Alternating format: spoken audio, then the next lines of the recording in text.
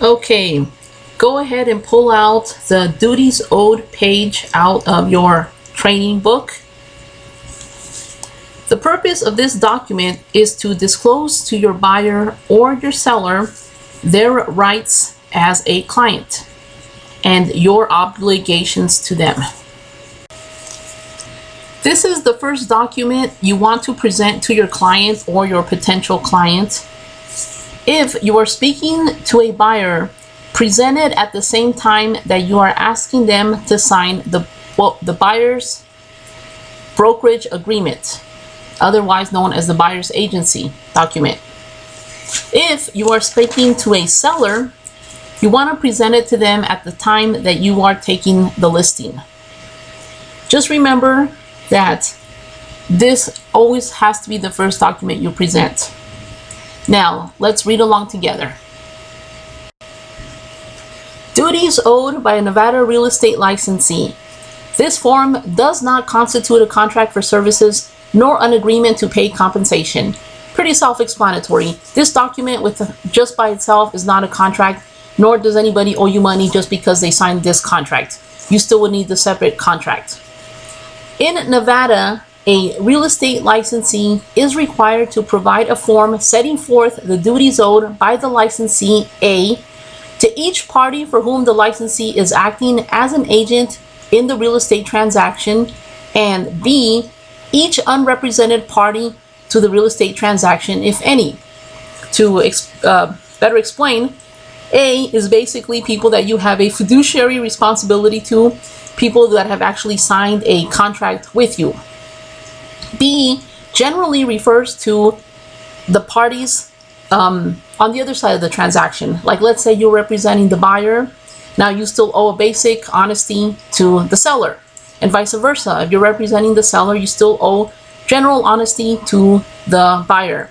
That doesn't mean that you have to disclose the private information of your client. However, if you know there is something wrong with the house and you see it, you do owe somewhat of honesty to the other party. You know, if you know something about the house, you're not supposed to keep it private or encourage your client to lie. Okay, you still owe a general honesty to everybody. In the little box, it says licensee. The licensee in the real estate transaction is blank. You would write your legal name on there, and then whose license number is blank. There you would write your Nevada state license number, not to be confused with your public ID that is given to you by the Realtors Board. No, make sure that is the Nevada license number. The licensee acting for client's name, blank. There you would put your client's legal name. If they are married or they have a partner in the property ownership, you want to make sure that you get both people to sign, and you want to give this duties owed to both parties that are affected. And that kind of goes back to when in the beginning of the training videos I told you make sure that you see the tax record and see if there are multiple people that own the property. Or if you're talking to one person but they're married, and you're helping them with as buyers, if possible, you want to get the husband and wife or the two partners to this document at the same time, if possible. I know sometimes people don't want to do it at the same time, but do your best in that regard. Okay, who is the seller or landlord? So here you would specify if your client is the seller or the landlord.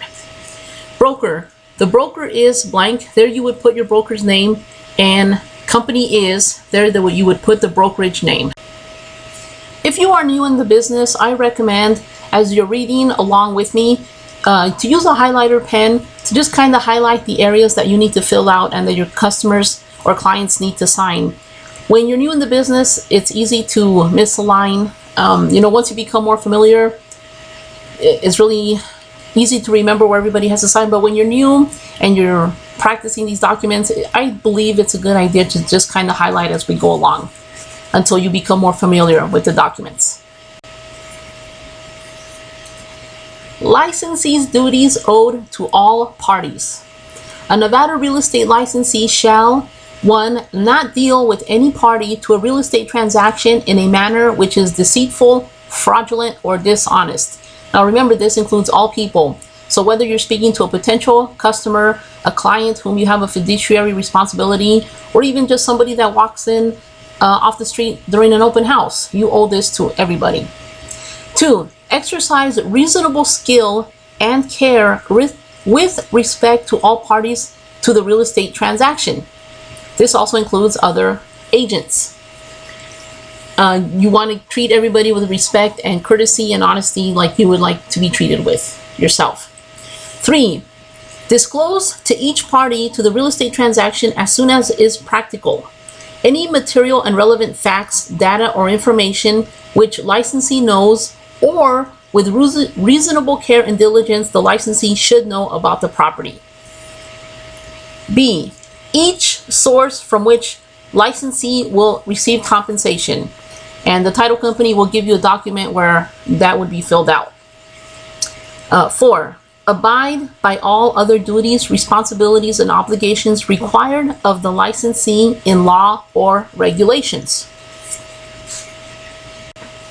Let me back up to line 3A for a minute. Notice how it says, or with reasonable care and diligence, the licensee should know about the property. The law basically recognizes that an agent should know basic things, such as who the HOA company is there more than one HOA governing the property, what is the amount that is due, like what is the monthly payment, is there any liens from that HOA. These are basic things. So it's not enough for an agent to say, well, I didn't know that, nobody told me, because you have a basic requirement to research certain things, such as the schools in the area, like I said about the HOAs and any other encumbrances or liens. Moving right along. Licensee's duties owed to the client. Now this is your client, so these are fiduciary responsibilities or duties that you owe. A Nevada real estate licensee shall exercise reasonable skill and care to carry out the terms of the brokerage agreement and the licensee's duties in the brokerage agreement. 2, not disclose except to the licensee's broker confidential information relating to the client for 1 year after the revocation or termination of the brokerage agreement, unless licensee is required to do so by the court order or the client has given written permission. So don't talk about their personal business. And believe me, as a licensed agent, you do find out a lot about people. But that all of it must remain confidential. Not to be confused with information about the house now. Okay, this is information from the people in the house. 3, seek a sale, purchase, option, rental, or lease of a property at the price and terms stated in the brokerage agreement or at a price acceptable to the client. Basically, do your best to sell that house at the highest possible price. You owe that to your client. 4, present all offers made to or by the client as soon as is practical. Unless the client chooses to waive the duty of the licensee to present all offers and signs a waiver of duty on a form prescribed by the division. That form is downloaded from the division website. 5, disclose to the client material facts of which the licensee has knowledge concerning the real estate transaction. 6, advise the client to obtain advice from an expert relating to matters for which are beyond the expertise of the licensee. For example, I am not a plumber, I am not a roofer, I will not be giving information about whether I think the plumbing or roof is in a good condition. You know, as real estate agents, a lot of times we're tempted to say things like, well, it looks good from here. You know, be careful how much you say that, because if you're telling somebody, hey, it looks good to me, they might try to hold you accountable for that. And not only that, it's not just about that you're afraid they're suing you. It's not just about that. I mean, think about it. If you were selling a home to your child or your parent, you would want to make sure that, you know, a qualified person is really giving their opinion and not just making decisions based on looks. So think about it that way. You know, be aware of how much you say something looks good, unless you really are a certified expert in that. 7, account to the client for all money and property the licensee receives for which the client may have an interest. Always give them a receipt and tell them where their money's at. Next video, duties owed continued.